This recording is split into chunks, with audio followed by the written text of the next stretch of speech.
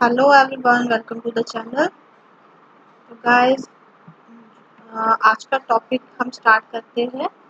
That is about the food and personal hygiene. ठीक है, खाना और पर्सनल यानी कि खुद की साफ सफाई के साथ हाइजीनिक वे से। ठीक है, अब ये क्या है, अगर आप किसी को अपनी हेल्थ को मेंटेन रखना है, या वो कोई चाहता है कि हमें बीमारियां ना हो, तो हमें क्या रहना चाहिए, हाइजीन रहना चाहिए। ठीक है ना। अब देखो, सबसे पहले अगर हम टर्मिनोलॉजीज की बात करेंगे, तो सबसे पहले जो टर्मिनोलॉजी है वो कौन सी है, फूड हाइजीन। ठीक है। अब होता है फूड हाइजीन क्या है, ये एक प्रैक्टिस है, एक प्रोसीजर है, जिसका मकसद क्या है कि खाने की सेफ्टी और क्वालिटी का ध्यान रखना। जिस खाने को आप क्या कर रहे हो, खा।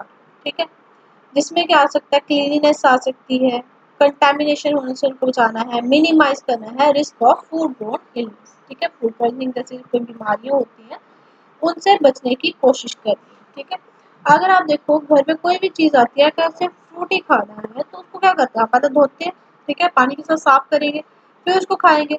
तो इसका मतलब क्या, it is a method of food hygiene. ठीक है, हमने क्या किया, उसको हाइजीनिक वे से उसको रखा। ठीक है, अब ये तो नहीं है कोई गला सड़ा अंदर कुछ भी फ्रूट पड़ा आप उसको खा रहे हो। अगर आप उसको खा रहे हो गले हुए जो उसको सड़ा हुए फ्रूट को, तो उससे क्या हो रहा है, आपको बीमारी लगने के चांसेस है ना, फूड ब्रोन इलनेस होने के चांसेस है। लेकिन अगर आप उसको नहीं कर रहे हो, आप उसको कहीं बाहर डिस्ट्रॉय कर रहे हो, फेंक रहे हो, तो उससे क्या होगा, आप उसको अगर आप उसको नहीं खाते हो, तो नहीं कंज्यूम करते, तो वो आप उस बीमारी से बच जाओगे। की प्रिंसिपल्स क्या रहते हैं फूड हाइजीनिक के लिए। सबसे पहले इंसान को क्या होना चाहिए, पर्सनल हाइजीन का ध्यान रखना चाहिए। ठीक है, पर्सनल हाइजीन में क्या होता है कि जो फूड हैंडलर है, फूड हैंडलर कौन होता है, हम ही लोग होते हैं। ठीक है, उसमें स्टैंडर्ड होना चाहिए पर्सनल हाइजीन के लिए। जैसे अगर कोई भी काम करना है, जैसे हम बोलते हैं खाना खाने से पहले क्या कर लो, हैंड वॉश कर लो। ठीक है, सबसे पहले छोटे बच्चों को यही हैबिट सिखाई जाती है, पर खाना खाने से पहले क्या करो, हैंड वॉश करो। यानी कि जो आप कपड़े पहन रहे हो, जो आपके कपड़े हैं, वो भी क्या होने चाहिए, साफ सुथरे होने चाहिए। आप किसी चीज का बिहेवियर जो है, जैसे कि स्मोकिंग है या कफिंग स्नीजिंग है, उसका भी ध्यान रखना। हम बोलते हैं छींक आती है, ठीक है, देखो गुड हैबिट्स भी यहीं पे साथ साथ में डेवलप हो रही है पर्सनल हाइजीन के साथ। अब जैसे किसी को छींक आ रही है, तो हम बोलते हैं किसी क्लॉथ का, रुमाल का जो है वो यूज करो। ठीक है, उसी के साथ साथ जब खांसी आ रही है, तो अपने ऊपर आगे मुंह के आगे क्या रख लो, हाथ वगैरह जो किसी कपड़े का इस्तेमाल करो, ताकि जो आपके बॉडी के अंदर जो पार्टी सॉरी हार्मफुल बैक्टीरिया है, जो जर्म्स है, वो किसी ऐसी जगह पे ना पड़े, ताकि जिसको वो बंदा खाए और वो क्या हो जाए, बीमार हो जाए। ठीक है ना, क्योंकि कम्युनिकेबल डिजीज हो रही है। अब जैसे स्मोकिंग है, स्मोक तो कोई करता है, लेकिन कई बार क्या होता है, जो पास में बंदा बैठा होता है उसके अंदर जब वो स्मोकिंग वाले एयर के पार्टिकल्स जाते हैं, तो उससे भी क्या होता है, उसकी जो उसको सांस लेने में प्रॉब्लम हो सकती है। जब उससे क्या होगा, थोड़ी देर के लिए उसको क्या होता है, अच्छा फील नहीं आता। ठीक है, तो this is the personal hygienic method.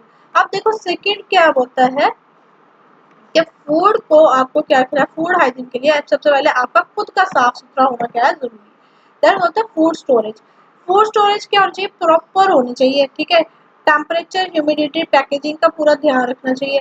और फॉर एग्जांपल आप मेरे को ये बताओ, क्या दूध है, उसको पूरा दिन, आप गर्मी का सीजन है, दूध को आप बाहर रखोगे, दूध क्या होगा, फटेगा ही फटेगा, वो कंटेमिनेट हो जाएगा। ठीक है, लेकिन उसी दूध को अगर आप प्रिजर्व करके रखते हो, फ्रीजर में रखते हो, तो वो क्या हो गया, बच जाएगा। इट मीन्स जो खाने की चीजें होती हैं, उनको जो स्टोरेज है, वो भी क्या होनी चाहिए, प्रॉपर होनी चाहिए, ताकि वो खराब ना हो और माइक्रोबियल ग्रोथ जो है उन प्रोडक्ट्स में देखने को ना मिले। थर्ड वन हम बात करते हैं फूड हैंडलिंग की।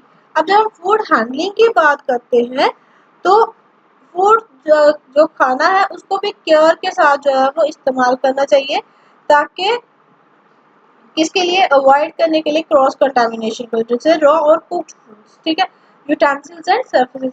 अब बर्तन जो है, जिस बर्तन में आप खाना रख रहे हो, तो वो भी क्या होना चाहिए, जब कोई खाने वाले आइटम डाल रहे हो, तो वो भी क्या होनी चाहिए, साफ सुथरी होनी चाहिए। ठीक है, अगर आपने कच्चा रखना है, तो वो कौन सी जगह पे रखोगे, पका के रखना है तो वो कैसे रखोगे। ठीक है, उसको हैंडल करने का भी तरीका आना चाहिए। अलग अलग कटिंग बोर्ड्स होते हैं, बर्तन होते हैं। ठीक है, आपने देखा होगा घर में मदर जो होती है, जो खाना पका होता है, जैसे उसको होती है कि ये इसमें डाल दो, कुछ चीज़ होती है वो प्लास्टिक के बर्तन में डालने देती है, कुछ होती है वो स्टील के बर्तन में डालने देते हैं।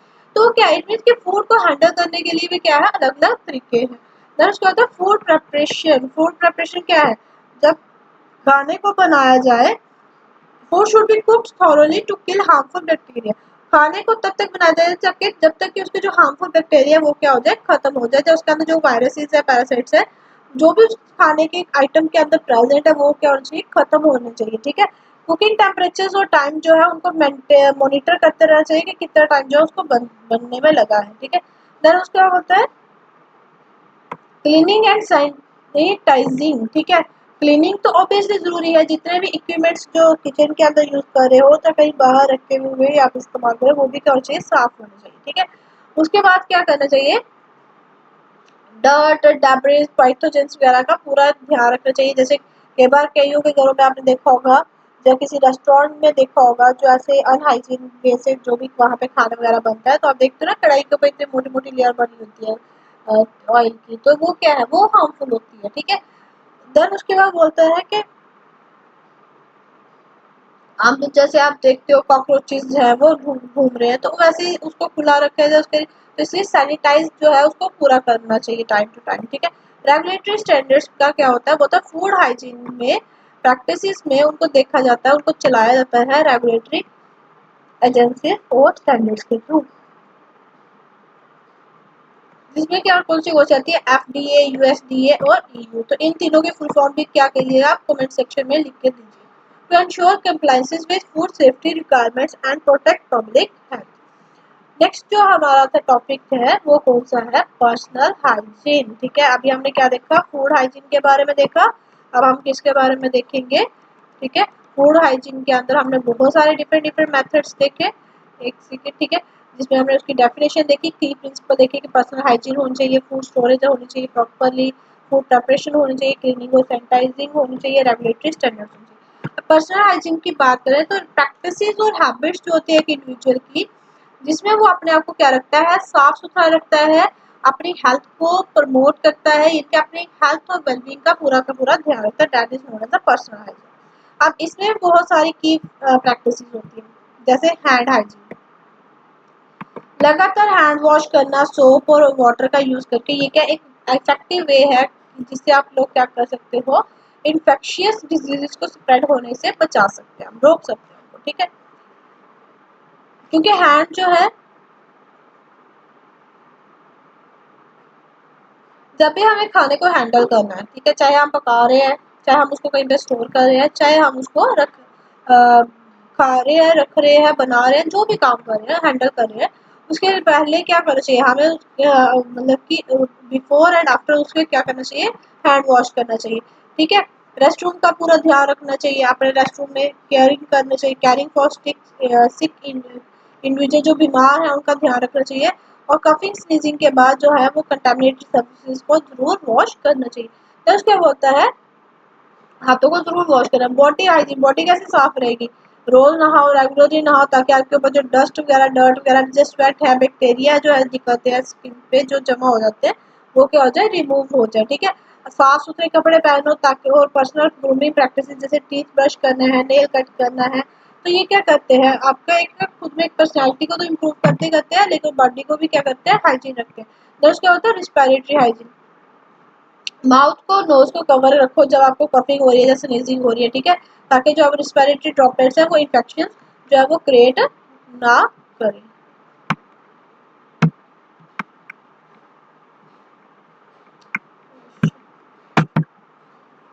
देन उसके बोलता है ओरल हाइजीन। ठीक है, ओरल हाइजीन में क्या क्या आता है, बोलते जैसे आप रेगुलर ब्रश करो, टीथ को साफ करो, उसके बाद डेंटल कैविटीज को चेक करो, जर्म डिजीज से या बैड ब्रीथ से अपने आप को बचाओ। ठीक है, ये सारी एक्टिविटीज किसके अंदर आती है, ओरल हाइजीन की तरफ। दस क्या होता है, इम्पोर्टेंस क्या रहती है इसकी, बोलता है पर्सनल हाइजीन जो है वो हमेशा क्या रहती है, क्रूशियल रहती है।